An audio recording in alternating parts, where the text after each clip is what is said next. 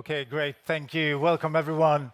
It's great to see you here. We're pushing to the end of the first day here at JFocus. It's great to be here. You're all here to see or hear about the latest Maven version, Maven number 4, actually. The title for today is New Foundations for a Classic Structure.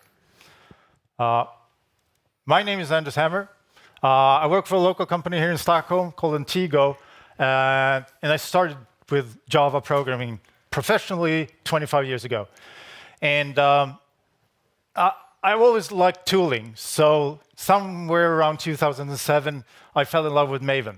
So I used Ant before that, and all the jar hell and everything, and I started using Maven. And I fell in love with that, and a little bit later on, I joined the Apache Maven team as well. Nowadays, I'm more into the complete CI/CD space. So I work mainly in architectural questions like solution architect within the CI/CD. But Maven is part of that, right? With me today, my colleague from the Apache Maven team, Robert. Yes, so my name is Robert Scholte. I'm from the Netherlands, and I'm a freelancer. So if you have any questions with or problems with Maven, you can hire me, no problem. I've been the chairman for the Apache Maven project for like 5 years. I'm not doing it right now anymore. And I'm also a Java champion because of Maven and the things I did for the Java module system. And yes, that's basically it. So let's start. So a little bit about Apache Maven history. It started already in 2004. So there we had Maven 1. And within a year, they discovered that there are some problems within the structure they had thought of in Maven 4.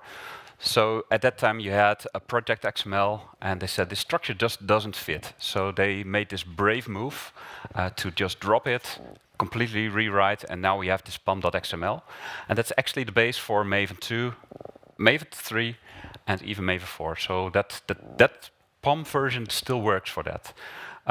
You can see that Maven 2 was already in 2005, and Maven 3 in 2010, and we still don't know when Maven 4 will be there. I actually did already talks about Maven 4 back in 2018 when I did the first implementations, and I could show things like this is something you can expect.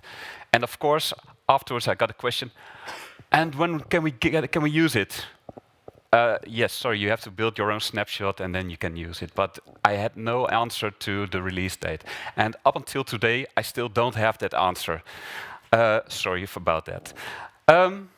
Let's go to the next slide. So if we go to a new major release, that's a good reason to break changes, or to make breaking changes. So what happened in Maven 2 is that, like I said, we introduced this new model version. And the next bullet, I was not aware of it, but at that time, plugins were part of Maven itself. So Maven was bundled Maven 1 was bundled with a huge number of plugins, and they made this good decision to drop that and have it separately from the Maven release itself. With Maven 3, it was most of the things has changed under the hood. So as a developer, you didn't notice much difference.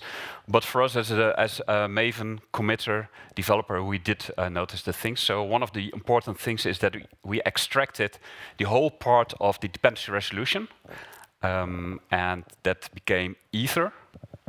And Ether has also a history because it moved to Eclipse. But in the end, Maven was the only user, so now it's back. We cannot use the name Ether anymore, so it's called Artifact Resolver. But it is still there. And the other thing is about the reporting code. So originally, you had this Maven side plugin to generate the code, and that reporting code was part of Maven itself, and that has become a separate library to make Maven core itself a little lightweight. And now we have Maven 4. And one of the most important things is the separation of build consumer POM. And we will have a couple of slides about that because that is really an important changer. And we will drop Maven 2 API support, and we will explain what that means. So if you're still using Maven 2, I hope not, this will be a problem. This is my slide, right? Yes. So this is about when we started with the first releases. So we had some alpha releases in 2022 and beta in 23. The API is still not fully frozen. There are still some changes. We have this release candidate 2, and we already know that there are issues in that. So you can expect at least a Maven release candidate 3, and maybe even more. Yeah. So one of the big changes, one of the big changes in Maven 4 is the Reactor. And for those of you who don't really know what the Reactor is, which you probably don't know if you're just using it as a developer, let me give you an example. So we have what's called a multi-module project, which is when you have an aggregator and then you have like sub-modules, okay? So when you perform such a build, the Reactor is sort of the brain of that build. So the Reactor will calculate the order of all these modules, when to build which module. So this is a very, very simple one. It's just 3 modules, and you can have, or probably will have, a much more complicated one. So the Reactor is the part of Maven that calculates the order of everything, which to build it, okay? So within the Reactor, there has to be some dependency lookup. And this has changed during the different Maven versions. So if we start with Maven 2, there was just one way of looking up the dependencies within the multi-module project, and that was the artifact repository. So for that to work, you had to run mvn install, because an install phase will copy or install the artifact, the produce artifact, into the local repository on your machine, right? So when we come to Maven 3, we introduced the Reactor. And that was a huge change, because when you did that, ideally, you wouldn't have to run mvn install, because it will first look within the Reactor and try to find the dependency, the multi-module dependency within the Reactor. And if it couldn't do that, then it would look into the artifact repository. So I typed, it depends here if you need to do that, because there were some edge cases when you had to run mvn install anyway. So I guess most of you, if you're a command line user, you probably type mvn, you might even type mvn clean install, right?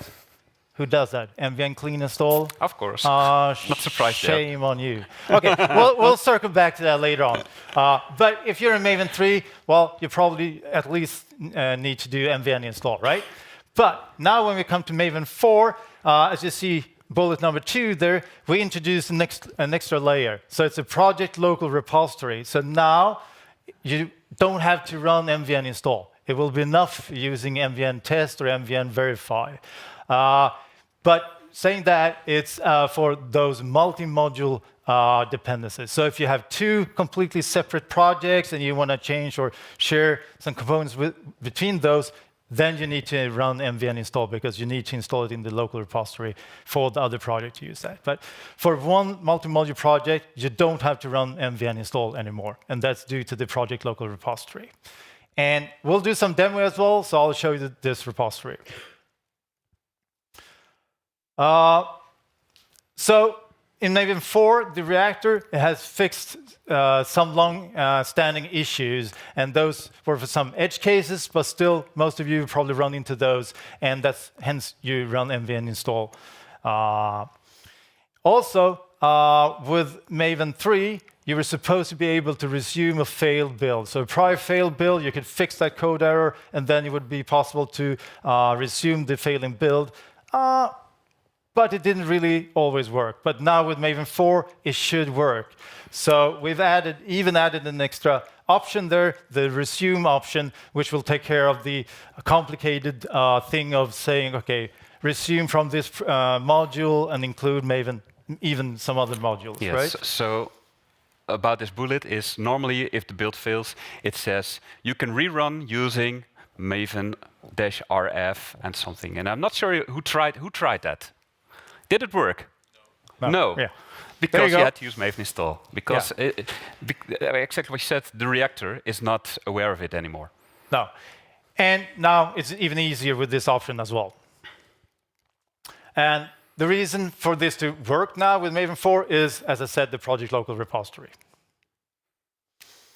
Also, one other change that we're doing in Maven 4 is that some warnings in your build will actually become a failure, because it makes sense, okay? So one of those is when you download an artifact from a remote repository, you could get the checksum mismatch. But that's an error, right? But with Maven 3, it's just a warning. It says, hey, okay, it's an incorrect checksum. But that means that the artifact you're downloading is actually something different that you would think you would be downloading. So with Maven 4, it will fail. Also, one other thing, if you're performing a build specifying like a profile or a module that doesn't exist in Maven 3, you will just get a warning. And most of all, for me, it happens within the CI systems because you might have like different profiles and like a standard profile, if we should have coverage or whatever. And in your project, you don't have that coverage profile. And it will get a warning. And reading those logs from your CI system, well, you don't do that thoroughly, right? So, but with Maven 4, it will fail the build if you're trying to build with a profile that doesn't exist anymore. But to get around that, if it's like expected case, there's a Elvis-like operator, so you could add a question mark before the profile name, and then it will not fail if it doesn't exist. But then you're explicitly saying that it's okay, okay? Also, within Maven or with Maven plugins, a Maven plugin can fail the build, and it does that by throwing an exception. But if the Maven plugin logs a warning log message or an error log message, it doesn't fail the build. But if it logs an error message, it's kind of weird that the build could succeed, right? So with Maven 4, there's an extra option here, the false option, the fail on severity, and you can specify like fail if there's warnings or errors. And now the most important topic of the evening. So, the build consumer POM separation. And this is actually the reason why we introduced Maven 4. And the whole problem was innovation on the POM file. So, what was missing? So, we have this long, long list of outstanding wishes that people would like to have.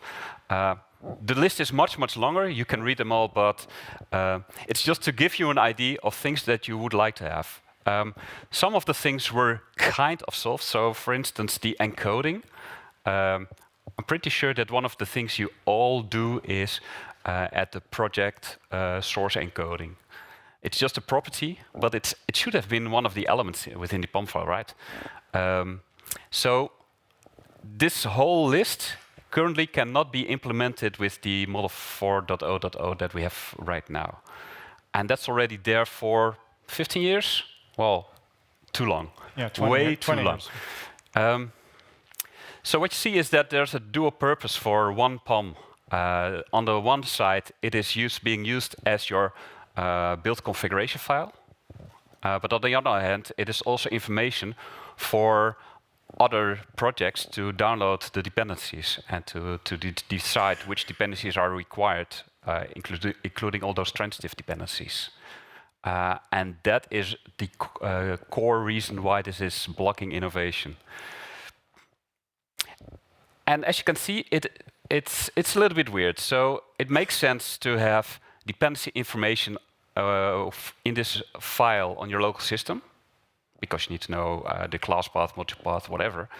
And also, if it's available in your repository, then you can refer to it. It downloads all the other dependencies. However, what does it make sense to have also this build information in your remote repository? Probably not. So we have a lot of POM readers as we could use them. So I did a similar talk in Belgium, and we came up with this A, B, C, D, E, F. And there are probably more POM readers. So let's start with the artifact repository managers, like Nexus, Artifactory. We used to have Argiva, and there are probably a couple of other artifact repository managers, and they are reading this POM file. At the same time, build tools, not only Maven, but Gradle and or whatever tool you can think of that's using the POM file to decide dependencies. They need to be able to read this POM file. CI servers, same story. They need to be able to read this file. This is probably one that is quite interesting for the last couple of years. You have this automatically dependency updaters like Dependabot and Renovate. Who's using it? Yes, right. And how does it work? Well, it reads the POM file and it tries to figure out if there's a new version available. Editors, IDEs probably make sense. And we have much more POM consumers. And here you can see why we call it build consumer POM separation.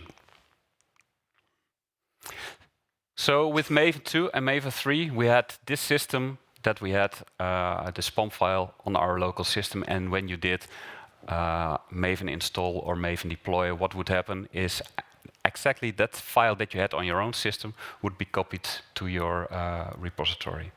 No magic, one-on-one, fast, and well, like I said, it's exactly the same. But this is the blocking issue we have, and that's blocking innovation. So we want something like this. So we want to have a tiny different kind of file, and with a little bit of magic, we go back to a file that is being understood by all the other POM consumers. And this is the hard part we were trying to solve. And now, after a couple of, well, some years, we've been able to solve this and share this with you.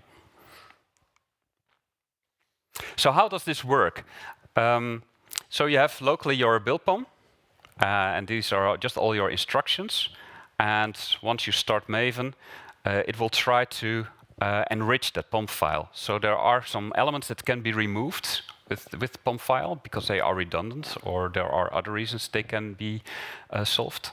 And you have this internal model of the POM file. And once you do the install or deploy, you will have the consumer POM, and it's being generated. So lucky for you, you don't have to write it yourself. And this one has to be, of course, compatible. For that reason, it will be the model version 4.0.0. I'm pretty sure that we will have this definition of the POM version for many years. I'm pretty sure because it's one part of the ecosystem, Java ecosystem right now. Yes. So if we look at the POM file, we're going to notice that there are quite a few redundant information there. So this is just the top of the normal POM file. But what you can see here is we have some redundancy. So we have a namespace which specifies that it's the POM 4.0.0. But we also specify that it's model version 4.0.0. So it's a redundant information here, and we could remove one of them. And that's what we're going to do in Maven 4. You don't have to specify it, but you can specify it if you want to. And I'll show this in the demo in a while. We also have some redundant information regarding parent. So let's start with the consumer POM on your right side. You have to specify the coordinates, the group ID, artifact ID, then versions. That's what we call the coordinates. Because the consumer of the consumer POM needs to know where is the parent in the artifact repository space, right? However, there's also an element called the relative path. And that is just the relative path on your hard drive. So it's useless in the consumer POM. However, within the build POM, it's very useful. While the coordinates, they're kind of useless within the build POM because you can resolve that via the relative path instead. So you can remove a lot of the information regarding the parent in your build POM because Maven could figure that out for you. Also, if you look at the multi-module dependencies within your build, the same here. If we start with the consumer POM, we need to specify all the coordinates because it makes sense to have those within the repository space. However, if you look at the build POM, which will be part of your multi-module build, you don't need the version element because it will most likely be the same version as all of the other modules you're building. But you need to specify the group ID and the artifact ID.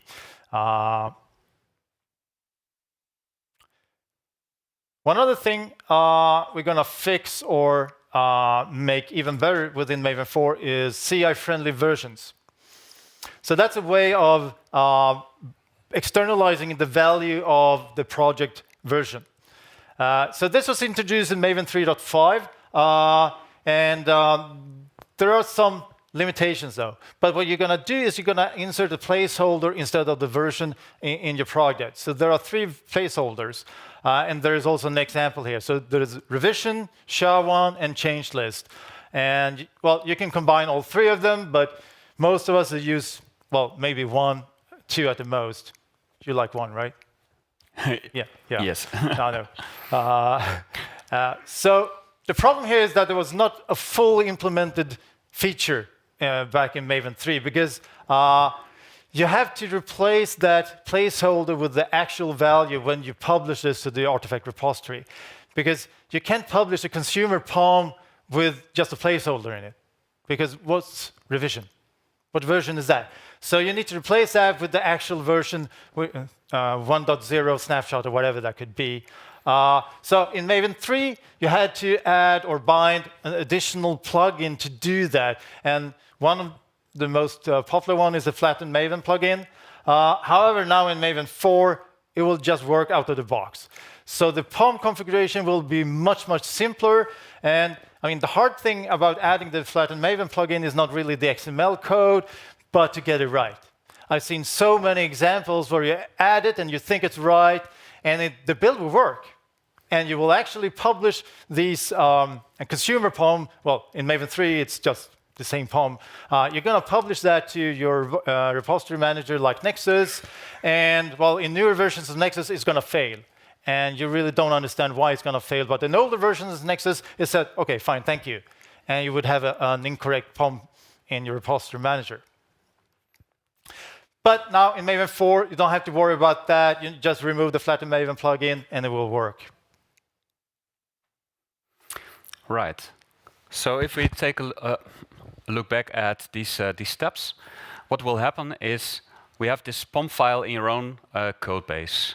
And what we can do with the enriched POM internally is that we'll add versions like the model version, it can add the parent, the CI-friendly version, and also the multi-module. So these are information that is already available within the Reactor, but it is required once it is being published to your artifact repository.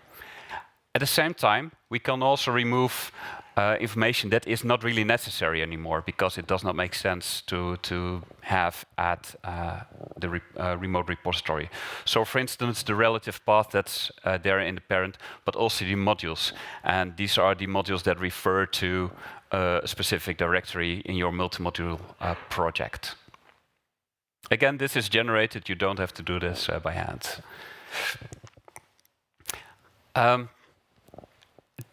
This is a tricky thing, the whole rewriting, because, like I said, the original POM file has been used for install and deploy for over 15 years. So if we now suddenly make this switch, we expect to have some issues. We're already testing, and we are trying to get more people try to test it for us. But when everything fails, there is this switch back to the original way Maven 2 and Maven 3 used to work. OK, so one of the new things in Maven 4 is a new packaging model. So who of you have heard of BOMs, like bill of materials? Who's using BOMs? OK, yeah, good. Because this has turned out to be a very good... Well, back in the days with Maven 2, we didn't have BOMs. And in the early days of Maven 3, we didn't have any BOMs as well. But now, recently, or maybe like 10 years or something, and they turned out, and they are a good thing. So they're used to import dependency management, so you don't have to duplicate this in all of your projects. You can have a preset of dependency management, and you can import that into your project. So in Maven 3, you can do this in Maven 3 with the POM packaging. But now in Maven 4, we're going to introduce a new packaging format called BOM. So it's actually going to be BOM in your build POM, but once we publish it to the consumer POM, it's still going to be POM to be compatible with Maven 3 formats. So it's not a huge thing, but what we do is that we recognize this as a native citizen within the Maven space. Okay? Maybe we should add some information about a BOM. So what is really a BOM? So this is about a multi-module project like, who knows Jackson? Yes, right. So that exists of a couple of modules, and you want to have them to have all their versions in sync with each other. And that's where the BOM comes in place. So by specifying a BOM file, you will ensure that all those versions will stay in sync. Otherwise, if you don't use that, you could upgrade just one of the modules, but that might cause some incompatibilities. So this is one of the reasons why we encourage people to use BOMs as much as possible. If there's a BOM available by a third-party project, please try to use that.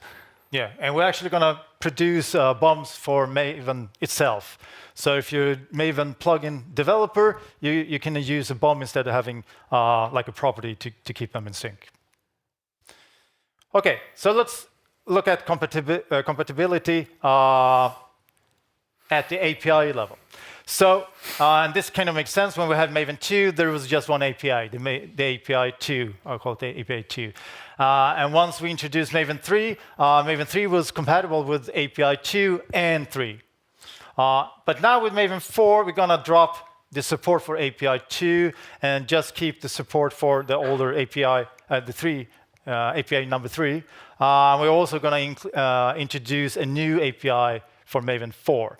So what we've done here is that we gone from having somewhat an unspecified API to make it a little bit clear. And even though we did do this in Maven 3, the API is not 100%. And well, it's probably not going to be 100% perfect in Maven 4 either. But if we look at the plugin compatibility here, we're going to see that the Maven 3 plugins, the Maven 3 was compatible with Maven 2 plugins and Maven 3 plugins. And now with Maven 4, we're going to drop support for Maven 2 plugins, but we're going to be compatible with Maven 3 plugins and, of course, with Maven 4 plugins. And as you see, I've entered an asterisk here with a few of those. And that's because the API wasn't, well, we can't be really 100% compatible with all things, because some of the Maven 3 plugins, they relied on specific things like the model being mutable, for example. And it's not mutable in Maven 4 anymore. So if you have some plugins doing some funky stuff, it might not work with Maven 4. But other than that, the Maven 3 plugins, they should work with Maven 4. OK, so how can I tell if my plugins will work with Maven 4? Well, one of the obvious ones would be just to test it, right?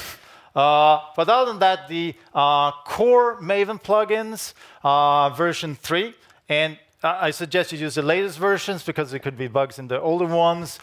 They are compatible with Maven 4.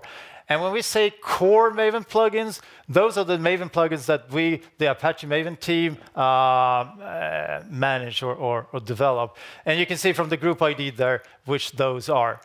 So it's like the compiler and the resources and the jar package, etc. Other than that, you can check the plugin documentation. So within the plugin documentation, if it's generated with the Maven itself, like the Maven site, you can see what API is used. And also, you can see the Maven requirement. And here's an example of that. So if you see on the left example there, you can see that we're using some dependencies from org.apache.maven, and that's version 3.6.3. So that plugin was compiled against Maven 3.6.3, and it will be most likely be compatible with Maven 4. And you can also see that there is a system requirement. Very often, or most often, it will say the same value. However, and I put Maven requirement within parentheses here because actually it's just an element in the POM file. You could specify pretty much anything there. So typically, you're going to use a property there, so it's going to be the same value. But, well, if the system requirement says Maven 2, well, then it won't work, most likely, with Maven 4. It should not work. No. Yeah, well, yeah, it shouldn't work. No. So, about the runtime support. So, finally, we make this huge jump of the Java runtime requirement. Up until now, we try to stay quite low to make it possible to cover the most possible projects to build. So that meant that we were actually still using Java 8 up until now for Maven 3. And one of the issues you have is if you want to attract new committers or people want to provide pull requests or merge requests, they assume that they can use the latest version of Java. And it's kind of a shame that we need to decline those requests because of that. Because we say we want to cover as much possible projects as we can. So that's one of the reasons why we stayed at Java 8. So now with Maven 4, we're going to make this huge jump to Maven 17. However, if your project depends on Java 16 or below, you can still compile that with Maven itself, or, and that's the preferred way, is use Maven tool change. So with Maven tool change, you have this option to define the location of your Java-C executable. And with that, you have full control if your code is being compiled with even Java 5 or 6 or 7, even though Maven itself is running with Java 17. So with that, you are not being blocked by this requirement of Java 17 for Maven 4 itself. And who's still using source and target for the Maven compiler plugin? Don't do that anymore. And I will explain you why. So source says something about the syntax that can be used. And target is just a value of the bytecode. And normally, if you do it correctly, do the compilation, you should also specify the boot class path to verify that everything is there. This means that if you are compiling with a much more recent version of Java, your code could use that kind of new methods. Whereas it's not compatible, even though you said source and target is like Java 8. So and this is one of the reasons why they introduced this new flag or this option. It's called release. And that does exactly what I expect. Your code will be Java 8 compatible. The Maven wrapper. Who knows this one? A few. Anybody? Quite a few. Yeah, well. Yeah. Who's familiar with the Gradle wrapper? Yeah. Oh, what a surprise. So the Maven wrapper is inspired by the Gradle wrapper. And what it does is it provides a new executable. Well, it's actually some kind of batch file. Yeah. And it will download Maven for you and will use that Maven to build your file.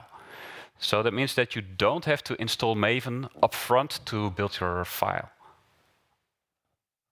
Correct? Right? Okay. So let's go through it again. Yes, so Maven downloads the Maven distribution during the build time. Ensures fully encapsulated build setup. And it works with Maven 3. So what you do is, because it's actually a two-step thing, so the the maintainer of a library or a project needs to provide these extra files. And there's this a new plugin. It's called the Maven wrapper plugin, and you call that one time, and it will generate these files for you. And up until then, every other person that wants to build your project file or your project will use those files. And with that, they will use exactly the same version of Maven. So you don't have issues like somebody's using a very old Maven version and you're using a new one, and there are some incompatibilities. That's not an issue anymore. So this is a small picture how it works. So step one, download, makes Maven wrapper download from Central, and it will be unpacked in your local repository. And finally, the build will be done using that version of Maven. And I think we will show that, right? Yep, I'll try to do that. OK. Let's go to the next slide then. Demo time. OK.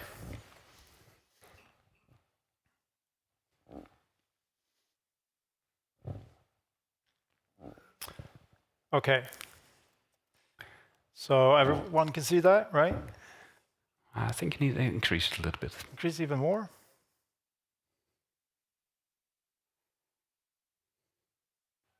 Yeah.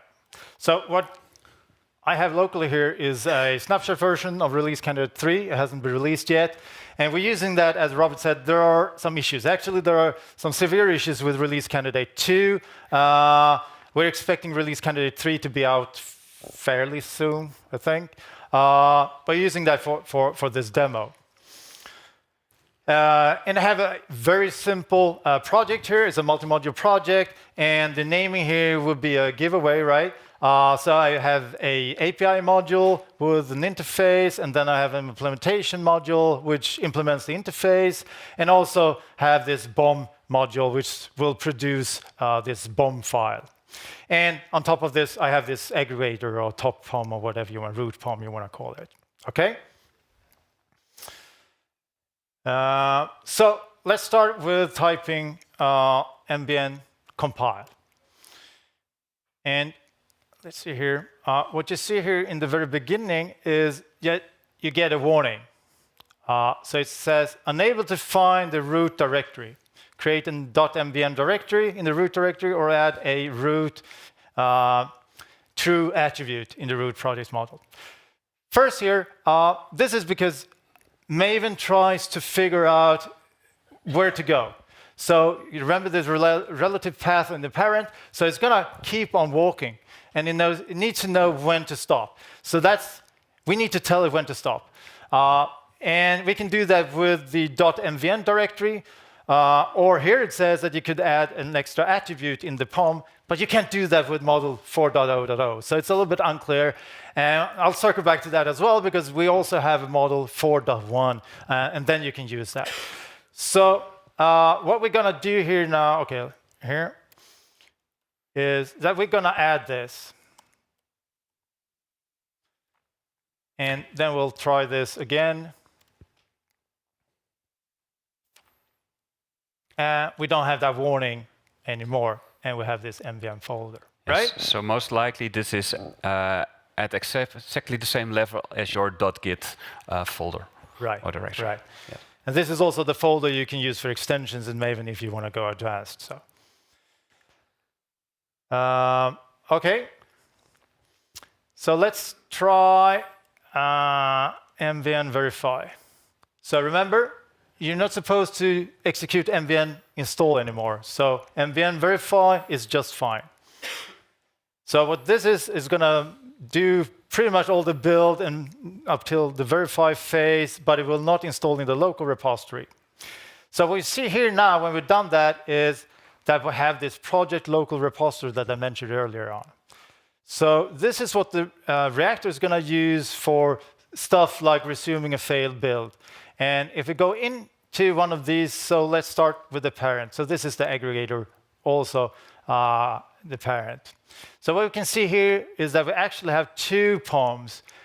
So the bottom one here is the build POM. So the build POM is going to be the one that you have on your hard drive, right? What you check in your source control system. And the upper one here is going to be the consumer, or it is the consumer POM, which is the one that's going to be published into a remote repository for others to consume. So if we look at this one, to start with, it's fairly, is it too small? Sorry about this, it's a little bit strange position here. So as you can see, in the build POM, you don't need to specify the model version anymore, because you have that in the namespace on top. And we're also using the CI-friendly versioning here, and I specified the version with the property here, but you can specify that from the command line as well. But best practice, I'd say, would be to have like a default value as a property as well. And we have the modules as always, and I specified, which is also a good practice, all the versions of all your plugins that you're going to use in your build. And you can see here that I'm building with Java 21, but I'm compiling for Java 11 instead. So let's see here. If you look at the consumer one,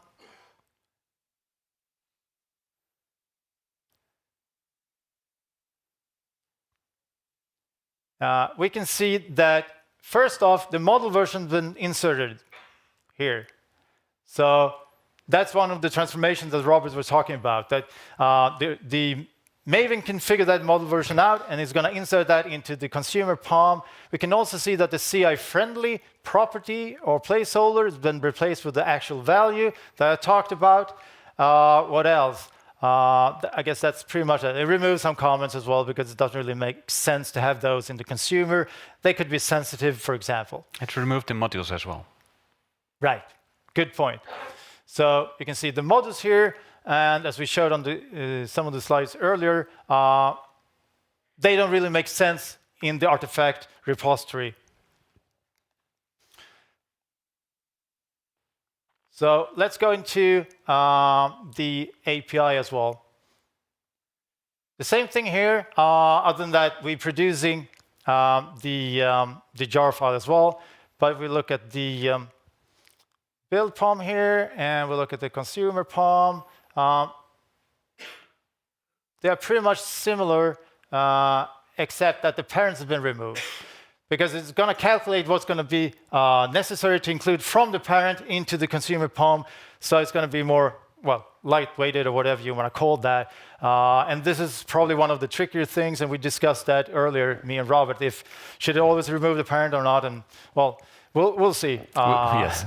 Yeah. So this is why we need you to test this. We really need to have experience with people using this. Yeah, so look at the implementation as well. It's the same pattern here. We have the build POM like this, and we have the consumer POM here.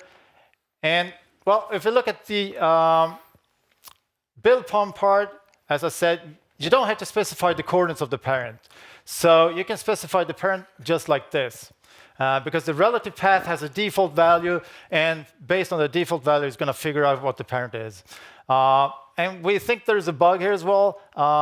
As I said, there was some regression in release candidate 2, which has now been fixed on the main branch for release candidate 3. And probably this one, you shouldn't have to specify this version, because it's part of the multi-module build, and Reactor can figure that out for you. And what we can see here, I had some examples within the build element here, which is being removed in the consumer POM, because it's not needed there, because this is just for your local build to know, right?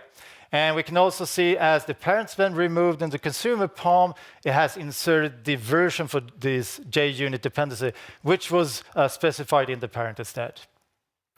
Yeah, so this is, for me, it's quite interesting, because we said we had a lot of POM consumers, and we don't really know if that build section is interesting for some plugins or users. So currently we have removed it. If people try it and suddenly things are broken because of the missing of this element, that's something the Maven team really would like to know, so they can fix that before we really release Maven 4. Yeah, and here's also an example of the BOM packaging. You can see here the new packaging format BOM, which is translated to POM once it's published. The consumer POM is being published. And here you can see that you don't have to specify the version because the Reactor can figure that out for you. So you're going to get the same version as all of the other modules have. Great. We're running a little bit short on time, but I wanted to show as well the wrapper. So the wrapper is a Maven plugin. It's a Maven wrapper plugin. And you can run it like this, and it will use the version of the Maven executable on your machine to figure out which version to configure. But now I'm using the snapshot, so it won't work. So I'll specify Maven. Let's go with, yeah, we can go with 3.9.9. So here we see the new scripts have been introduced here. It will also produce a property file here with the configuration. So this is where the URL for the downloads is specified. So now, if I specify MVN wrapper, I can see which version is being used. So it's using 3.9.9. So this was we said that by using this, you can force all of your developers in your team to use the exactly same version that you are. And if you try this one with verify, what's going to happen? Yes, right. But the build will fail. Why is that? Because the build POM is not, it doesn't work with Maven 3 because we removed like the coordinates for the parents, etc., etc. Right. Let's go back to the presentation.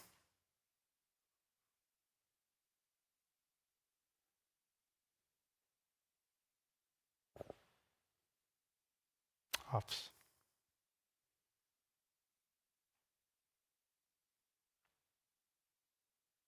It's not Windows XP, right? No. OK, so we have some other new stuff that I mentioned. There's actually a new model version as well, 4.1. We won't go into that. There are some new things in that. But, well, most of us are probably going to stay with 4.0 in the beginning, at least. There are also some new phases in the build lifecycle has been added. For some reason, people think there aren't enough.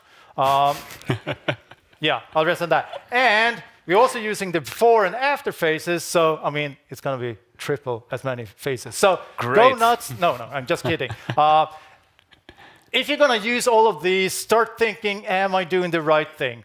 But they are there. You can use that, and also a little bit of cleanup because some of the build phases had some pre and post phases before. So now it's going to be more obvious when you have the before and after phase for all of the phases if you want to use that. There's also a new thing. Well, actually, it's not new. Maven Shell has been around for some time, but we're going to bundle that. At least we think we're going to bundle that with Maven. So it's not in release candidate 2, but it's in release candidate 3, or at least the main branch. So we'll see. Right. So if you want to switch to Maven 4, it should work out of the box without any changes. Like Anders has already said, like the Maven 3 plugin should be compatible. The only new requirement is that with Maven 4 you need to use at least Java 17 as a runtime. So with that, yeah, we had our thoughts here, right? Yes. And you said one of them. We want you to try this because if you try it and you find some issues, or well, if you think it's great, let us know. Because if you find issues, this is a good time for you to tell us, and we can, figure out how to solve that to work with Maven 4. Also, we encourage you to use the Maven wrapper plugin, right? Now, one more thing about the feedback. Okay. So, feedback, give it both positive and negative, because if it's positive that you're using it and you don't share it with us, we don't get any information. We don't know what's happening. Either everybody is happy or nobody is testing it. We don't know. So also share your positive feedback, please. Yeah, and you actually did get that during the conference here, right? Yes. So some guys said that it's faster. Maven 4 is faster than the Maven 3. His words. For him, it works. I was a little bit surprised because of the. It's the first release. Well, it's the second release candidate. So I was like, well, we have some extra transformations, so that should slow down. But I think because of this project local repository, some things have been improved and those combined will probably result in a little bit faster Maven. Yeah. That's for now the idea. I'm not sure. Okay, great. Thank you. Please rate our talk, and if you have any questions, we'll be around here for a while, okay? Thank you. Thank you. Thank you. And the audience, don't forget to evaluate. You have the QR code. And that's all for today, and see you tomorrow.